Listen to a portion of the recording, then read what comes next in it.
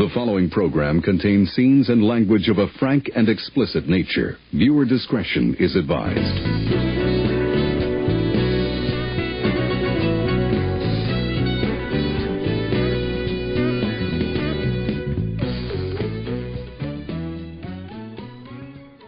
Hello and welcome to Filmjitsu, the podcast that wields films like deadly weapons. We are your hosts. I am Mike. And I am Jay.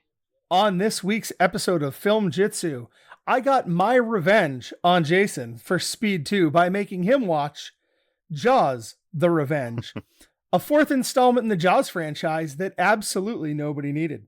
We also are going to sit down and do our bottom 5 fourth installments. That fourth installment to a film franchise again that nobody asked for, before doing a little bit of pick 2, kick 2. And then, of course, Jason gets to take his ultimate revenge by letting me know what film I have to watch for our next episode. But before any of that foolishness, let's go ahead and roll the trailer for Jaws: The Revenge. Instinctively, man has always been drawn to the sea. Its beauty, its mystery, its secrets. But there is also a vague uncertainty, a sense of intrusion into an alien world, where man is unwelcome and completely at the mercy of the most terrifying predator on Earth. Man's deepest fear has risen again. Jaws: The Revenge. This time, it's personal. Jason, in 1987, they decided that Jaws needed to get, I don't know, psychic or something? Or maybe Ellen Brody is psychic. I'm not sure which way this goes, but what I do know is that Jaws: The Revenge is a kind of a double title. You could think of it as the shark getting revenge for its kin that were killed in earlier installments of the movie. Are you proposing here that this shark was aware of the other sharks? Is that what you're thinking? I don't think this. The movie somehow thinks this. This shark has it out for her. Or you could think of it as Ellen Brody getting revenge, because she actually believes that Chief Brody didn't die of the heart attack that he had, but actually that it was the shark that did it. And what we know about the whole thing is that really nobody wanted to be there. I'm going to assume that the only person who wanted to be taking part in Jaws: The Revenge, less than the cast, was you. Is that something I'm right about? Yeah, you were pretty much right about that. I adore Jaws, as you know, and I quite like Jaws 2. I think it's a fun movie. While this Jaws: The Revenge is awful, I think it's technically a better made film than Jaws 3, which was originally presented in cinemas, obviously, as Jaws 3D. Because you have to. Right. That one starred Dennis Quaid as Chief Brody's oldest, now grown-up son, Michael. Mm-hmm. But it was removed from the Jaws canon. Yes, I've heard this. Jaws 3 gives up any pretense of basically being anything other than a cash grab. Like, it's right there just to make money. It's silly spectacle. It's ridiculous. And I think because of that, it is the worst. And then Jaws: The Revenge actually earnestly somewhat tries to wrap up the story of the Brody family as they somehow once again grapple with the killer great white shark. You think this family would just get a nice little place in Nebraska and call it good? Abso-fucking-lutely. What are they doing anywhere near the water? Why would they be? I gotta just set the stage for you here, okay? The beginning of this movie, it's Christmas on Amity Island. Everybody's feeling the holiday buzz. Sean Brody, the youngest son of Martin and Ellen from the first 2 movies, he's all grown up. And like his now, unfortunately, recently deceased father, he has become a policeman on the island. There's a call that comes in. He has to clear out some debris that's washed into the harbor. And Sean tells his mom and his fiance to head off. They were going to like some get together or something. This is the kid that was in that lovely moment from the first Jaws when he's mirroring Brody's actions, the sigh, the face and the hands, etc. One of the best scenes that Steven Spielberg ever filmed. Absolutely. I completely agree with you. It's also technically the kid that was positively traumatized in Jaws 2 when a good friend of his became fish food right beside him. So we've got history, Mike. Yeah. Jaws the Revenge just plop Sean into the harbor on a patrol boat and then chomp. A shark lunges out of the water, tears his arm clean off. And so horrified, Sean calls for help, but there's like a Christmas chorale on the island and they're singing and it drowns out his cries from the harbor. The shark headbutts the boat, knocks him into the water, and then it drags him under, dead and gone. This is Chief Brody's kid. It's the kid in the estuary. It's the kid that Brody saves by fucking electrocuting the Freddy Krueger shark in Jaws 2. Mm-hmm. Mm-hmm. This is how they end his story. This reminds me a little bit of my sister and her feelings toward Jurassic Park Fallen Kingdom. Uh-huh. Now, about, 40 minutes into that one, Isla Nublar's volcano, lays waste to all the dinosaurs that remain on the island. While they just watch from offshore as all the dinosaurs get melted. Yeah, they see this one Brachiosaurus out on the dock, and it just gets swallowed by smoke and ash. It's absolutely terrible. It's sad. It's really sad. Yeah. Sean is my Brachiosaurus. and this movie got me really pissed off right from the get-go because of that. You're upset. Come on, come on and sit down, will you? We'll get dinner. I don't want anyone in my family anywhere near the water. Never again. Never. Lorraine Gary is back as Ellen Brody, and after Sean's funeral, she is persuaded by her oldest son, Michael, to go down to the Bahamas where he works as a fucking marine biologist. Lance Guest plays Michael in this. So we've got the last starfighter. We've got him as Michael, and then we've got his co-researcher down there, Jake, who's played by Mario Van Peebles. Peebles, he plays a native islander in this one, and he's likable, but he tries on this accent that's kind of Jamaican, but he lives in the Bahamas. It's sloppy. The People's Protocol. That's a new phrase just coined. The People's Protocol. That's right. The People's Choice Award.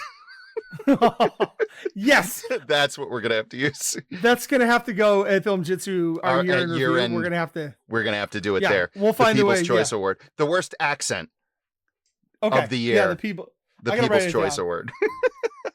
My father used to say to me, Jake, man, you got two loves in your life. What you do and who you're with. Have we done a Mario Van Peebles flick yet? Because it seems crazy that we haven't. We might have to do Solo. Solo's on the list. Yeah, that's got to be on there. And the rest of the time we're in the Bahamas, we spend time with Michael Caine, who plays a charming airplane pilot named Hoagie, who says things like, I knew a one-armed piano player once. Took him 2 minutes to play the Minute Waltz. That's a line that made it into the script. But you know what? Michael Caine can deliver that line, and you're like, all right, that's okay. Yeah. Yeah, this is a fun period in Michael Caine's career, right? We're talking the late 80s. Mm-hmm. So Michael Caine is still a young, handsome guy. We're talking with Hannah and her sisters or thereabouts, and he's still quite dashing and charming and all of those things. Dude, he won the Oscar for Hannah and Her Sisters. You know why he couldn't receive the award? No. Because he was shooting Jaws the Revenge. Oh, really? Shit. Yes, absolutely. Wow. And what's awesome is Caine actually never saw Jaws the Revenge. He actually is on record as saying, I've never seen it, but I have seen the house it bought, and it is terrific. Yes, there are so many sort of notorious lines related to this movie. I remember there was one when they approached Roy Scheider about making a cameo in this movie. He said something about you'd have to drag me to hell before you could drag me to the set of Jaws 4. Oh my God. Something like that. Really? Oh yeah, there's that I haven't heard. But anyway, back to the movie. Michael and Jake are, I don't know, at the bottom of the sea, bearing witness to like an undersea mass sponge migration or something. When suddenly they're attacked by a shark, Michael survives the attack. He goes through like a shipwreck and the shark chases him through it. It's actually a pretty cool sequence, to be perfectly honest. And then he keeps this as a secret from his family and specifically his mom because he doesn't want her to like relapse into thinking that she's somehow being hunted. But the thing is, the whole time that anything happens anywhere near the shore, she sort of turns and looks off into the middle distance as if hearing something. She's got spidey sense. Yeah, she's got a spidey sense. So anyway, this all comes to a head when Michael's daughter, who should never ever be allowed to go anywhere near the ocean based on the family's history, is on a banana boat with some kids that are friends and one of the kids' mom. And I've talked about this sequence in our bottom 5 dangerous animals. That's right. It is very silly. Ellen feels personally attacked by all this, of course. So she commandeers her son's research vessel, goes to sea, presumably somehow to settle the score. And I think it's important to note that when she goes out to sea, they were at this event where someone was unveiling a work of art on the beach. And so she was dressed in the single most 80s suit coat in the history of film. And this thing, shoulder pads and everything, like this thing was absolutely so the beginning of her journey out to sea to avenge her family is in this ridiculous outfit. Yeah. Oh my gosh. Michael and Jake, Mario Van Peebles and Lance Guest, they are chasing her because they know where she's going out to sea in their vessel in like a little raft with like an outboard motor that looks about as powerful as your usual lawnmower, right? Right. And out of nowhere comes Hoagie, Michael Caine, just coming out from sea. I don't know. I don't know where he's coming from, but he was in a boat going in the opposite direction. I think he was fishing or something. And he's like, "Where are you going?" And they're like, "We're chasing her. This happened." And he's like, "You can't get there that fast. Come with me." He puts him in his plane. Mike, it's not a seaplane. Nice.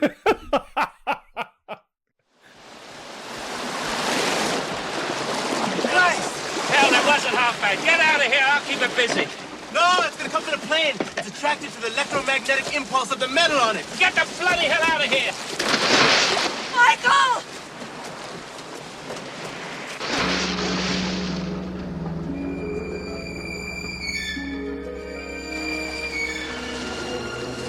Damn passengers, you're all the same. Complain. Oh, shit. With the entire seaplane and presumably Hoagie at the bottom of the sea, the shark returns its attention to the boat where Jake has prepared an electric pulse device that should confuse and perturb the shark were it lodged in him somehow. The psychic revenge-seeking shark. Yes, he's going to be discombobulated by essentially what is a kind of what looks like a photo flash. Like a really big one, but still. So yeah, and once again, the best way to discombobulate the shark would be with a U-Haul truck that just goes 1/2 mile inland, right? We're talking for like $19.95 a day. All of this is taken care of. Yes, none of this ever has to happen if they just stayed away from the fucking water. But we're making underwater discombobulators. Yes, so we're doing that instead. All right. So Jake steps up to the very front of the boat. He's got a harpoon with his mechanical doohickey on it. Shark just jumps up, takes the thing, takes the whole bye-bye, Mario Van Peebles. Michael triggers the electronic pulse device, and it sends the shark into these lunging fits into the air. And while it's up in the air, I shit you not, it roars like a fucking lion. Which is something that sharks are not capable of doing. Not at all. Not even in the slightest. But this shark, it's personal. So he Oh, roars. that's right. Yeah. Right? Yeah. This right. is the exception to every rule. It's personal. Right.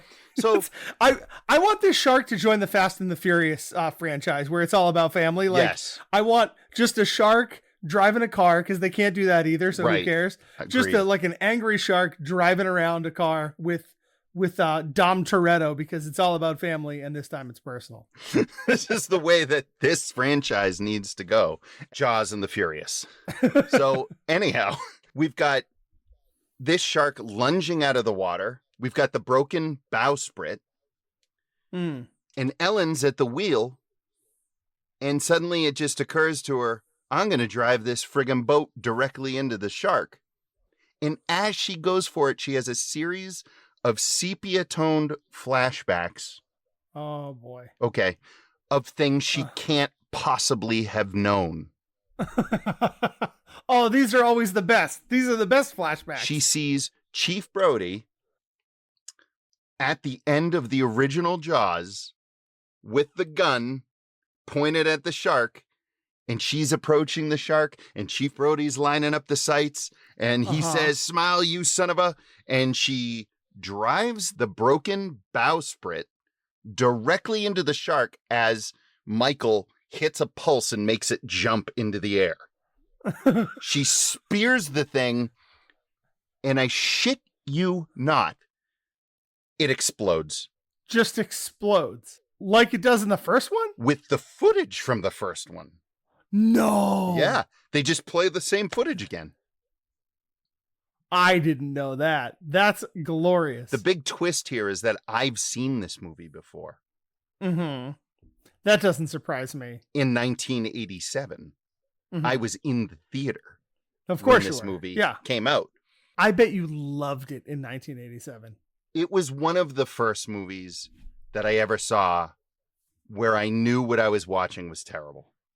Uh-huh. So when I watched this movie, I was very confused by the exploding shark because I'm like, I don't remember that. I do remember the ship crashing into it and spearing it and it bleeding in like slow motion and then pulling the front of the boat off and the boat sinking.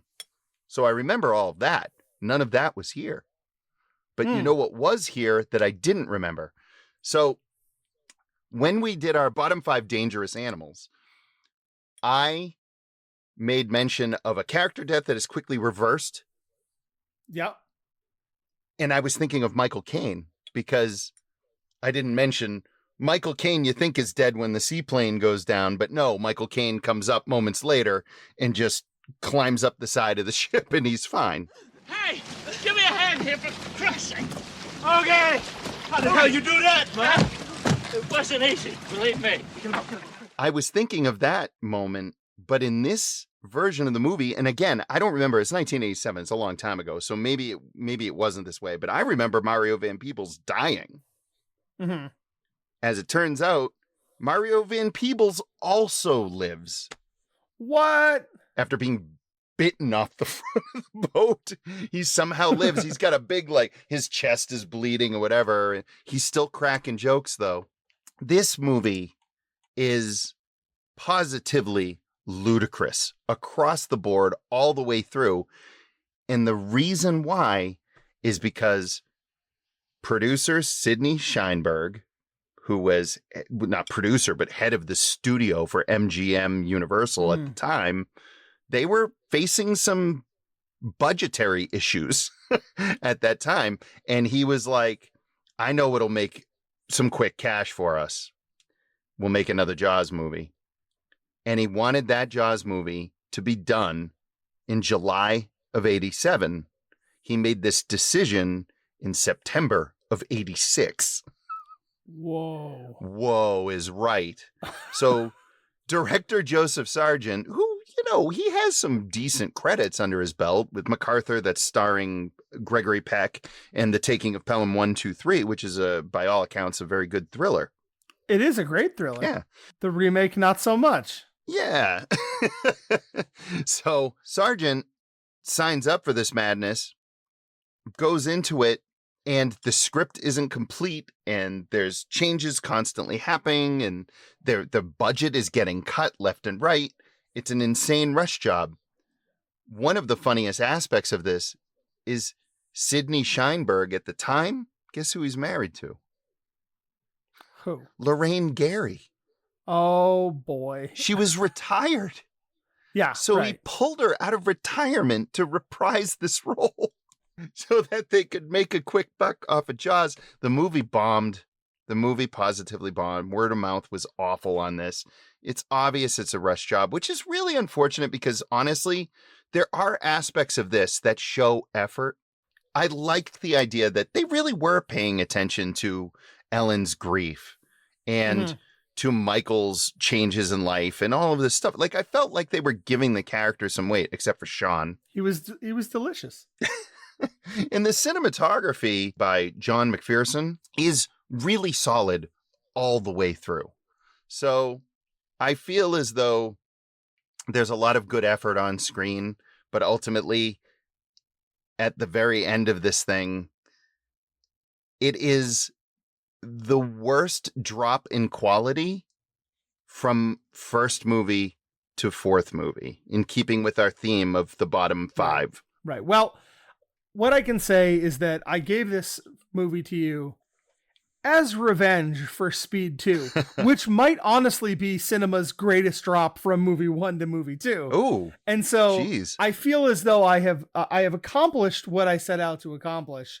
And I have to give you credit for suffering through the movie, because I have to say, I've never seen it. No. Believe it or not. Yes, wow. It or not. This is one of those rare shitty movie blind spots for me. And so I was happy to have you take the ride on this one, out to sea and revisit Jaws the Revenge. Thank you for I guess biting that bullet, pun intended, for the show. 5, 4, 3, 2, 1. Mike, given that Jaws 4, Jaws the Revenge, is, by my estimation, the worst when it comes to a franchise in terms of a quality drop from the first movie to the fourth movie, I think that your selection of our bottom five for this episode is genius. And it was how I looked at my own bottom five. Where did we start? Where did we end up? And the measure of the distance between is how I got my bottom five. What was your approach? It's funny. I didn't really necessarily think about the distance between the first and the fourth. I think that fourth installments are a blessing and a curse. On the one hand, it does mean that a franchise has been successful enough to warrant a fourth movie. I'm thinking of something like Indiana Jones, right? I know the Kingdom of the Crystal Skull is not on my list, mostly because I'm sick of that conversation. But you know what I'm saying, right? 3 really fantastic movies. That's why we got a fourth movie. On the other hand, a good fourth film can be pretty hard to come by.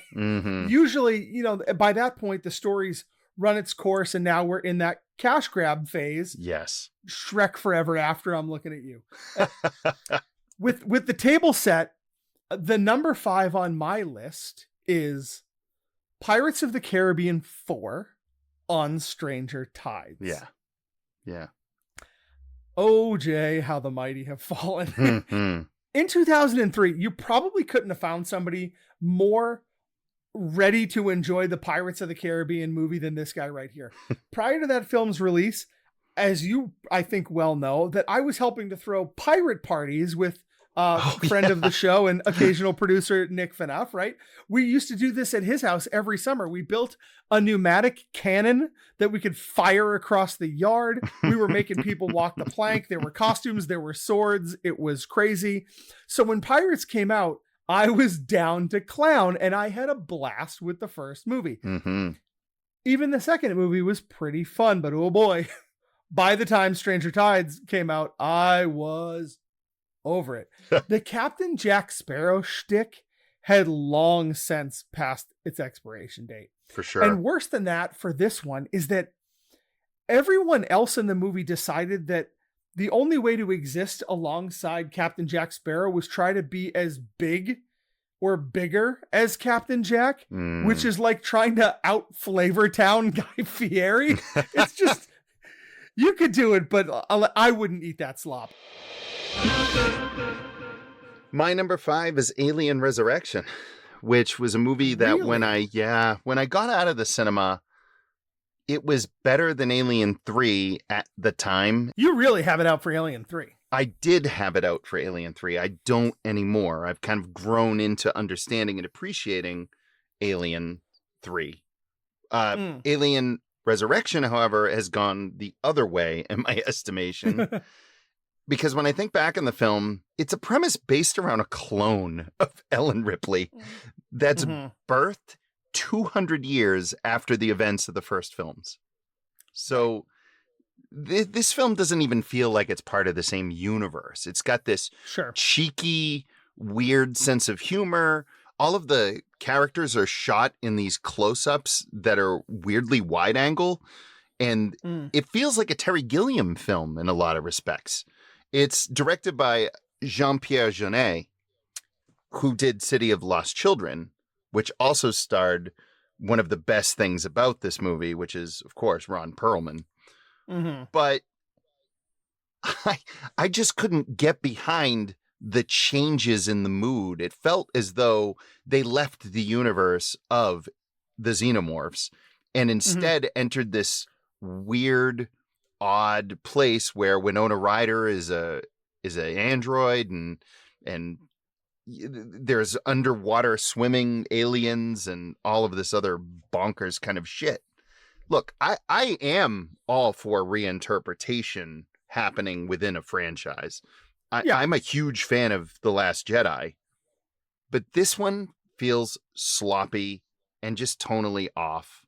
So that's why I put it at my number 5. It's perfect for the way you constructed your list in terms of that drop off. Alien Resurrection always to me felt like I was watching a Sega Genesis game. Like it felt like I was watching a video game version of cutscenes. Cutscenes. Yeah. That's so good. That's exactly what it feels like. Well, you had mentioned before the idea of replacing that core cast, but not having the good sense to stop making the movies. That was what informed my number 4 pick, Men in Black International. Gad Zooks. The obvious joke here, is that I wish somebody would use that flashy thing to erase my memory of this movie.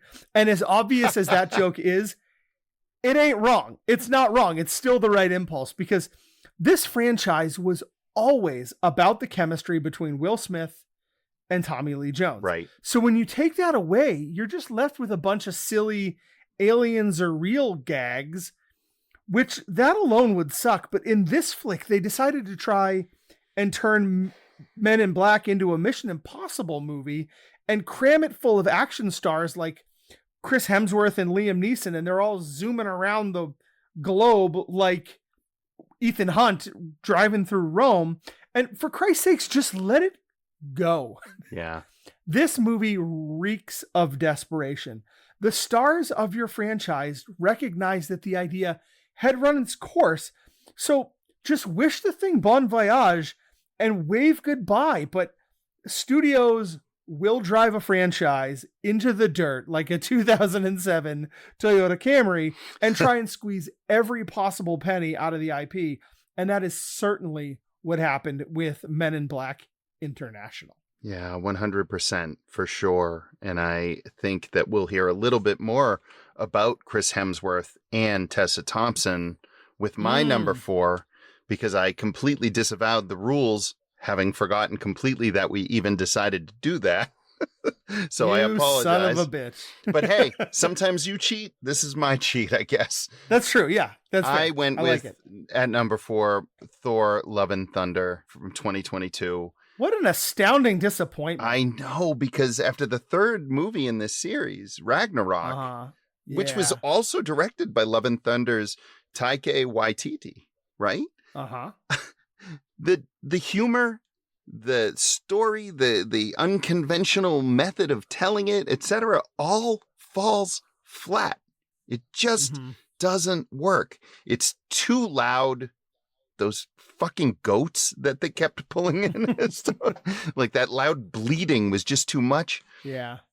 It's very tonally uneven. It's talking about Jane Foster having cancer, but then it's a laugh a minute the other time. Right. It's really, really uneven. It also talks about Christian Bale's character, Gore, who is like the last of his race and watched his daughter die and thus wants to kill all gods.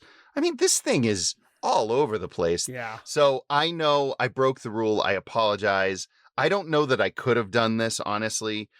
Bottom 4 installments without mentioning some superhero movies. There just was no way for me not to do it. Of course, nobody likes a cheat as much as I do. So good on you for just throwing caution to the wind and telling me to go fuck myself. Speaking of go fuck yourself, my number 3, look no further than 1997's Vegas Vacation. This movie should, to quote the legendary Jack Nicholson, shampoo my crotch. Jay. Never heard that. Yeah, that's as good as it gets. Really? He says that as good as it gets? That's so good. It might be his last great comedic line on film. Anyway, Jay, you and our listeners know how much I love the vacation films. So for me, a fourth film without a writing credit from John Hughes and directed by Steven Kressler, who, if you can name a single other thing that guy's done, I will give you the deed to my house. Giving it any credence whatsoever is borderline blasphemy. It's a mess. It's too self-aware. It's over the top. It loses all the charm of the all-American Griswolds just trying to have a nice time.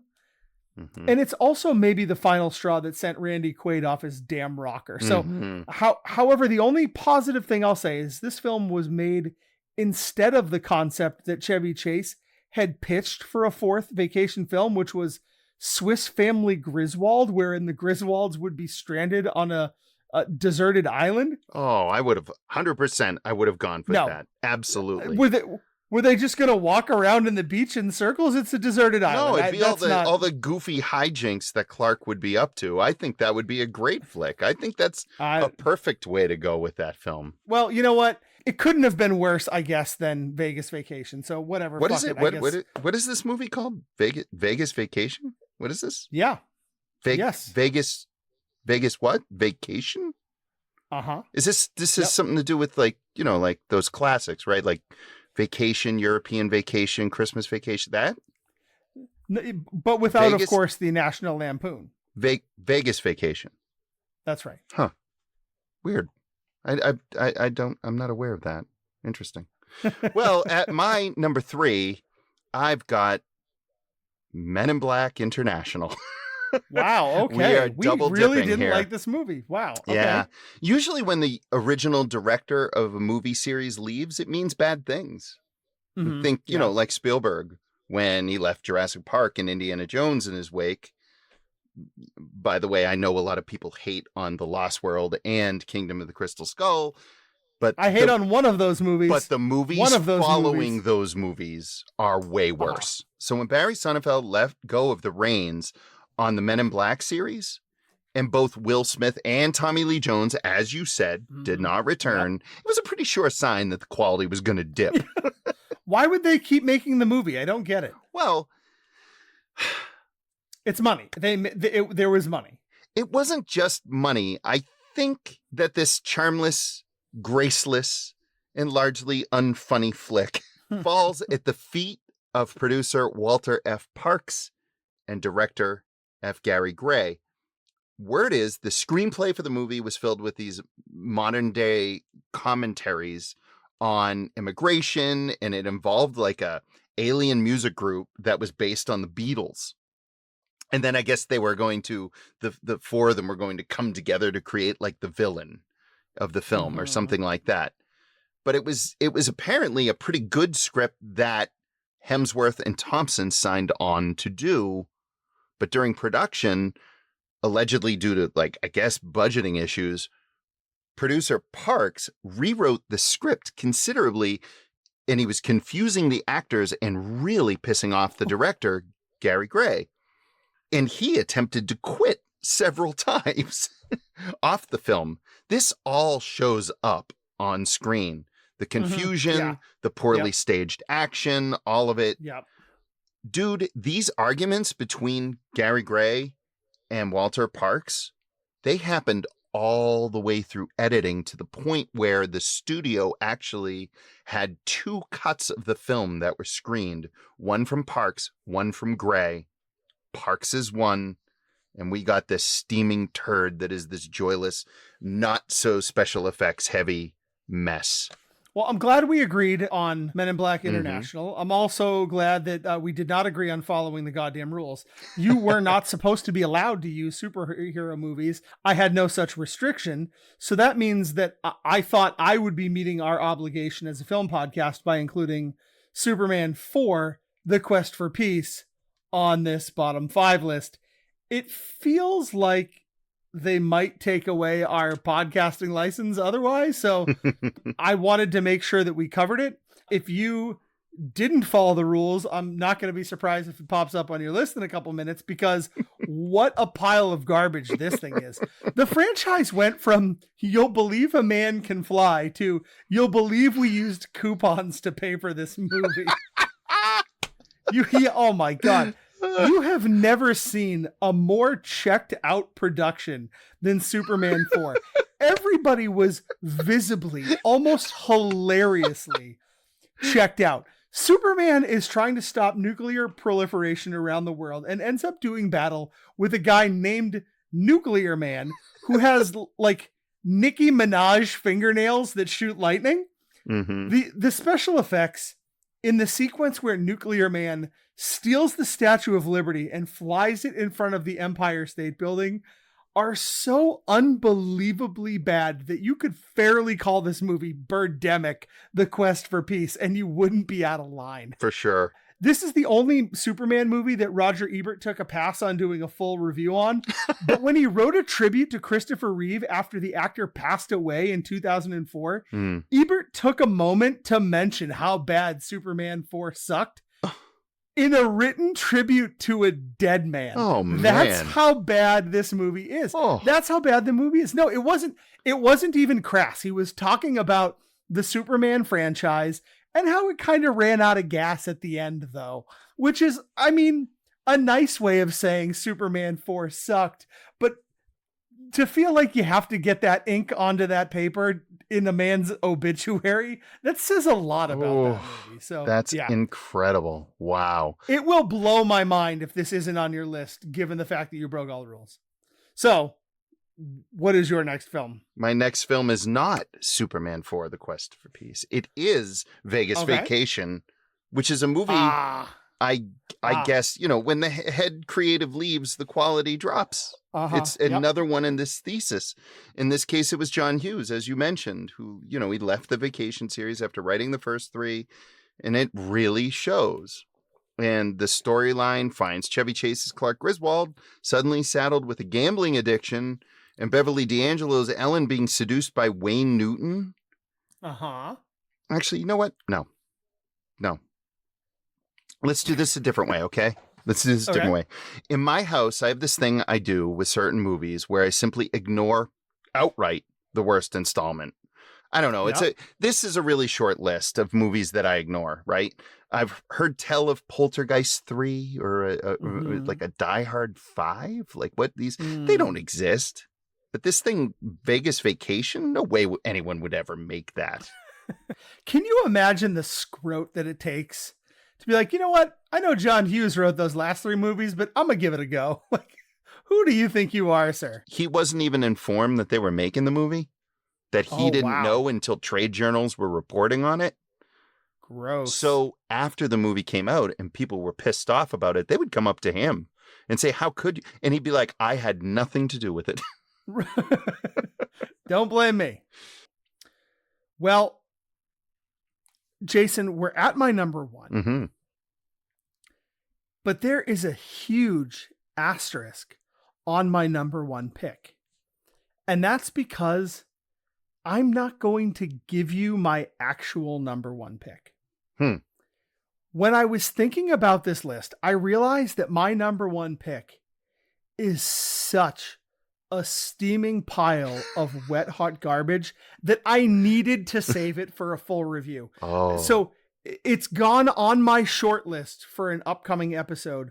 So I will reveal my true number one at a later date. Okay. In the meantime, you're getting its backup. You're getting the 1B on my list, which is Live Free or Die Hard. Oh, come on. Now, no, listen. I appreciate that the title is the most New Hampshire state motto inspired action movie in Hollywood history. Believe me, nobody appreciates that more than me. But there isn't enough time for me to tell you what a piece of shit this movie is. Oh, come on. The movie turns John McClane into the Terminator, and it sucks. There's a scene, Jason. This is neither a joke nor a dream. It isn't a character hallucination in which John McClane, who I will remind you is I'm too old for this shit New York cop and not a cybernetic super soldier, where McClane battles a fighter jet driving a big rig on a crumbling freeway, leaps off the truck onto the wing of the fighter jet that is now spiraling out of control, jumps off that, slides down the aforementioned crumbling freeway while the exploding jet fireballs behind him, and he's just fine. Jay, hey Jay, do you remember when his tootsies hurt from walking on glass? Yeah, I know. Remember when this movie is the worst kind of overindulgent, nobody asked for this skid mark stain on the undies of a once great franchise. And especially after, and I think 3 films that all work. Yeah, Die Hard, classic, no doubt. The second one, really great in its own way. The third one, I think, is a great flick, actually. And then we get Terminator McClane. It's a wreck. It's a wreck. I don't think of it as Terminator McClane. I think of it as True Lies McClane, because that jet fighter sequence reminds me so much of the sequence in True Lies. And when I saw it in the movie theater, it was a jump the shark moment, which brings us back to Jaws: The Revenge. But it really did. Why didn't we do that for a bottom 5? We should have done jump the shark moments. Jump the shark moments. We'll keep that in our back pocket for next time. All right. But for me, it was entertaining. It was fun. I love seeing John McClane again, which was everything that didn't happen in this thing that I heard existed somewhere in a Mandela other universe called Die Hard 5. So I get it. I think you're right. I think it was a drop in quality from the first 3 movies, which are all excellent. I don't have anywhere near the level of loathing that you have for it. Oh, it's terrible. I will say, if I take a deep breath and take a step back, right? This is my number 1B. Right. There is one worse. There's a 1B. I will say that knowing what I know now about, of course, the unfortunate diagnosis of Bruce Willis. Yeah. I guess I would rather live in a world where I have one more Bruce Willis movie than one less Bruce Willis movie. Fair. He was still able to play the character at this point in his career. And I would prefer that over, missing out on this latter half of his career that we're not going to get, sadly. So for that, I guess I can tolerate this movie's existence in a way that you are not able to do for something like Vegas Vacation, if that were a real thing. The film is bad enough, and I think does enough disservice to the character of John McClane, kind of what made him great, that everyman thing, that it deserves a spot this high on my list. For sure. No, you're right. I just don't want to admit it. Well, that's the most mature thing you've ever said to me. Yeah. My number 1 is, of course, Superman 4, The Quest for Peace. Yeah, okay. That said, I'm not going to talk about it. I had this whole thing prepared. I wrote about it, everything. And instead, what I'm going to talk about is one of the ones that you shot out of your mouth earlier that I wish so much I had thought about ahead of time. And that is the god-awful absolutely deplorable, belongs at my number one with a bullet, Exorcist Believer. Now, I'm not sure if it counts as a fourth, because there were two prequels that came out side by side. Yeah, you know what? I think we've already decided that the rules don't matter here, so I think this is just a perfect opportunity. Because there's chronology and it probably is not the fourth film. Who gives a shit? I just want to hear you dump on it because it is that bad. David Gordon Green created with this film the most pandering bullshit homage to the original film that I can even imagine. I haven't watched his Halloween films. You spoke semi-highly of the first of his three in that trilogy, and then I guess it was a law of diminishing returns itself. For me, Exorcist Believer, I went into with great expectations, with Exorcist being one of my favorite films of all time. I'm going to actually recant my statement about Jaws 4 in saying that Jaws 4 is the greatest disparity between quality from a first to a fourth movie. And I am 100% going to go with Exorcist Believer because it is incredibly dumb in concept when you just like, oh, we're going to have two girls instead of one, you know, like, and you know, what's funny? That isn't even the problem with it. Right? And the performances aren't even necessarily the problem. It's the fact that this film had the audacity to pull back in the characters from the first movie, the mother from the first movie, was to me one of the most shameless and pandering moves I've ever seen in a film. And then to casually just blind her in this incredibly random and stupid moment. Dude, this movie upset me more than any. I went into this flick really thinking I'm going to enjoy the shit out of this. And I think that ultimately what makes movies like Jaws 4 and Exorcist Believer so painful, and Superman 4 and Vegas Vacation and is this quality drop where you just want to recapture something and you can't, and you just can't. But this David Gordon Green, he goes one step further and he pulls back those original characters and shits all over them. Yeah, if you're going to bring Chris McNeil back into your story, right, you better have a story to tell. And this movie does not. None at all. What the fuck was she even doing in it? Fan service. It was fan service is what it was. Yeah. It was pretty much bold-faced fan service. And so when the final credits rolled, I remember saying something like out loud in a room full of other people, not a lot of people, thank God. You definitely did. I've been in so many upset movie situations with you. I didn't have to be there to know you said something very loud out loud. Fuck this. That adds up. End credits roll, directed by David Gordon Green. Fuck this. And so for me, that is absolutely my number one, way more offensive than Superman 4, The Quest for Peace, which I was really excited to talk about, but fuck it. Absolutely. Exorcist Believer. I can't believe it didn't even occur to me. I wonder maybe if it ever existed at all.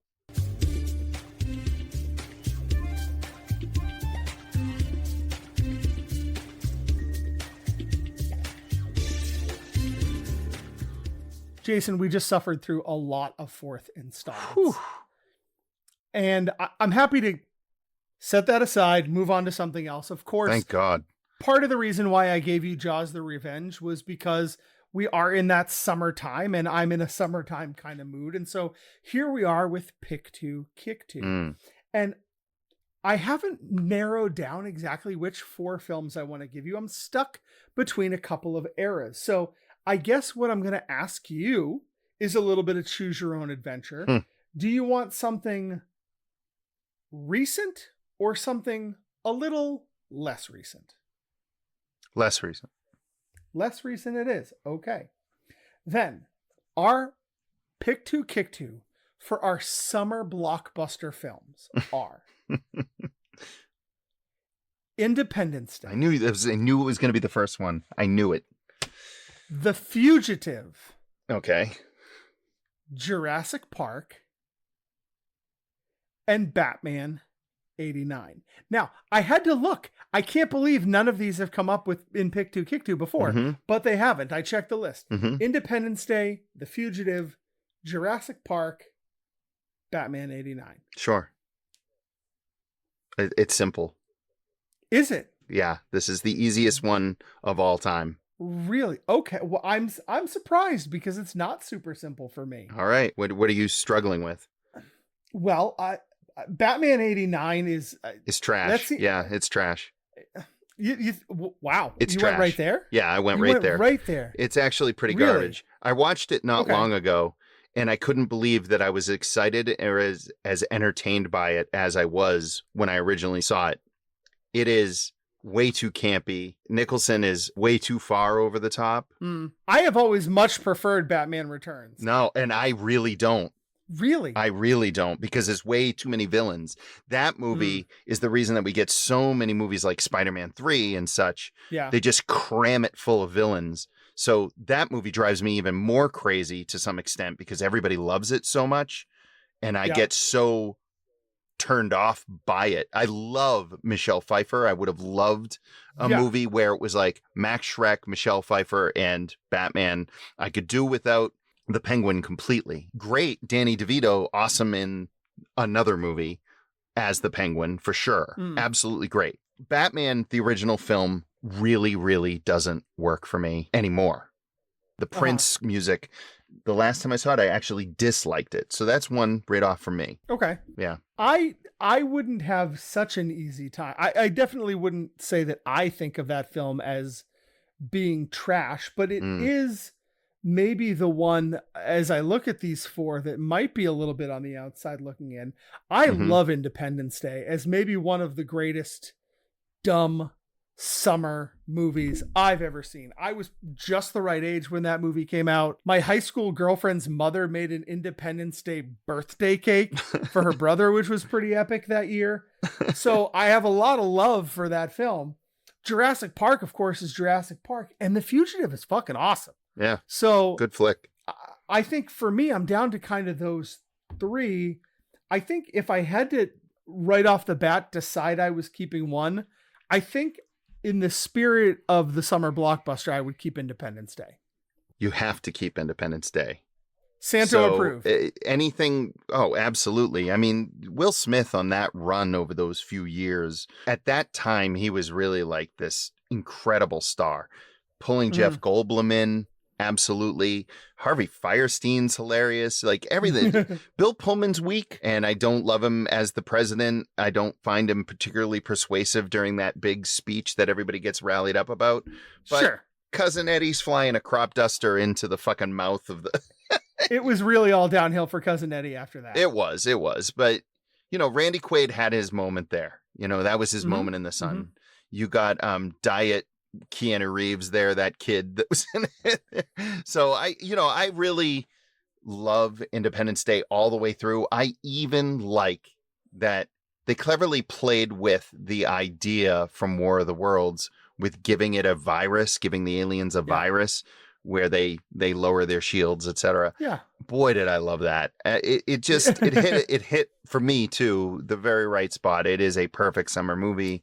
I still really enjoy it. It is dumb as a rock through a number of spots, but tell me you don't cheer every time Will Smith opens that ship, punches that alien, and says, "Welcome to Earth." Absolutely. Absolutely. Okay, good.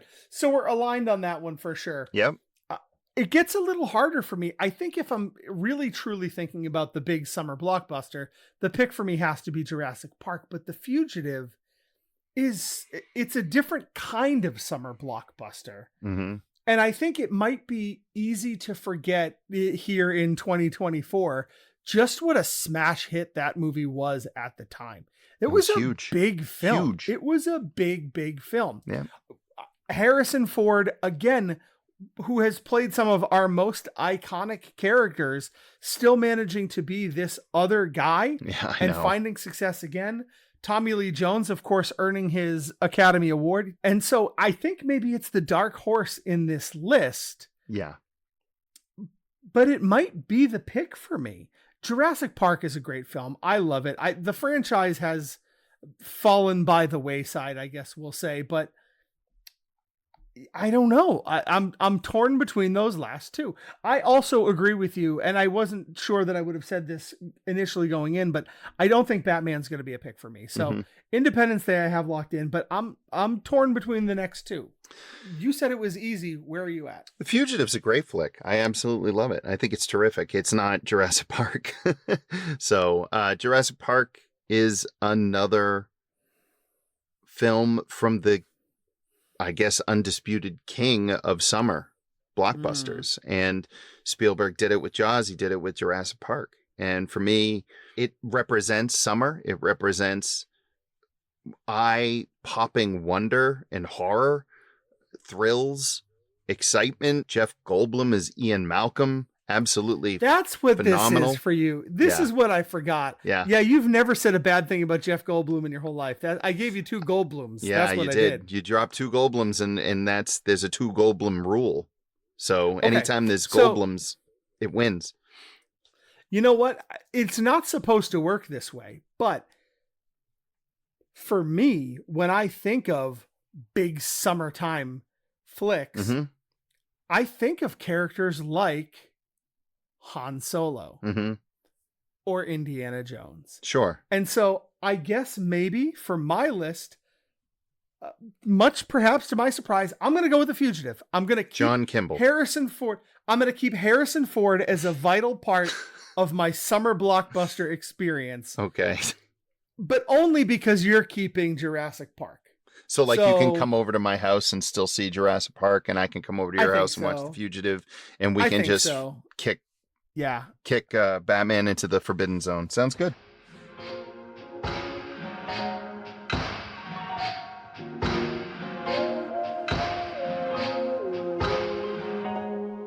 Mike, it's that time of our show where I get back at you for giving me tripe like Jaws 4, The Revenge. And I'm not going to bury the lead this time. You're going to be watching a film called Gunpowder Milkshake from 2021. This is one of those, and I'm actually not sure this genre has a word that describes it or a phrase that describes it yet. So I guess I'm just going to call it a neon gun fable. There are these hyper stylized action thrillers that have sort of spun out of things like John Woo's Hong Kong movies or La Femme Nikita and Sin City. So I'm thinking stuff like Bullet Train or Hotel Artemis, Atomic Blonde, even the John Wick flicks, this kind of genre. Okay. Movies that have this whole bizarre mythology where syndicates and hired guns are a dime a dozen, and there's always some underground hospital or whatever where heroes conveniently get patched up. This thing has a positively insane cast. Luminaries such as Angela Bassett, Michelle Yeoh, Carla Gugino, Lena Headey, and Paul Giamatti. What am I doing? Why would I give you this to watch?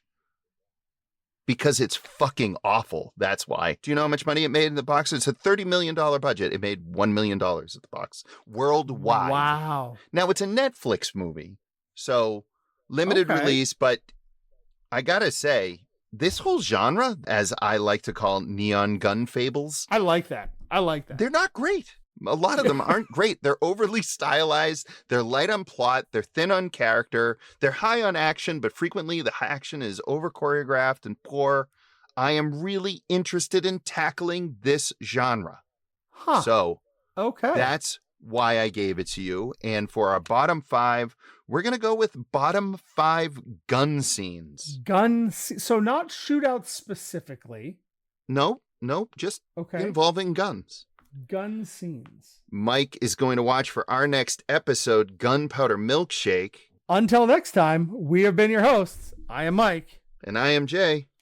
We'll see you next time.